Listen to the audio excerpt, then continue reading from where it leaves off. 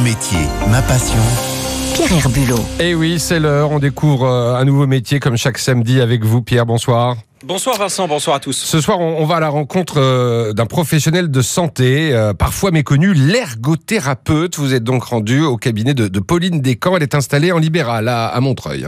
Oui, et dans son cabinet, entre le bureau et la table d'examen, 2 étagères remplies de jouets et d'objets en tout genre, matériel indispensable aux ergothérapeutes. C'est un professionnel qui utilise l'activité pour permettre à la personne en situation de handicap de retrouver son autonomie et son indépendance dans les activités de la vie quotidienne.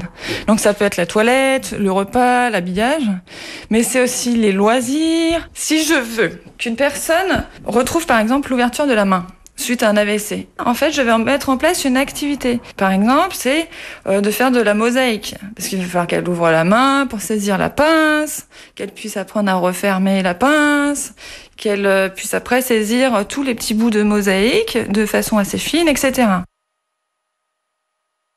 Les ergothérapeutes, ils se concentrent sur certains handicaps ou alors est-ce que c'est assez large, Pierre ?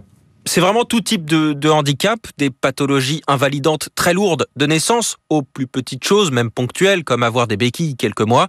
Les ergothérapeutes comme Pauline sont des facilitateurs de vie. Finalement, c'est pour leur apporter un mieux-être dans leur quotidien.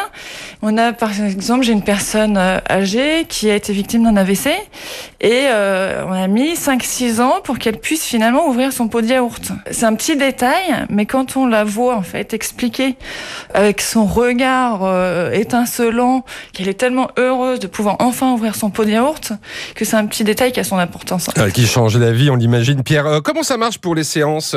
C'est sur prescription ? Oui, et sur prescription uniquement. Après, ça peut être des consultations régulières pendant plusieurs années, comme pour la dame âgée évoquée par Pauline Descamps, ou alors juste une séance pour aider un patient à trouver le fauteuil roulant qui lui convient le mieux. Un métier extrêmement varié, ne serait-ce que pour la prise en charge du bébé à nos aînés. Donc en fait, il n'y a aucune journée qui est pareille. On va commencer notre journée, du coup, chez une personne âgée pour aller aménager son domicile et du coup, se dire, non, la baignoire, c'est un risque. Donc on va la remplacer par une douche. Ensuite, on va poursuivre notre journée. On va aller faire du football avec un adolescent pour travailler sa coordination, ses gestes. On continue, on fait de la rééducation de l'écriture avec un enfant, etc.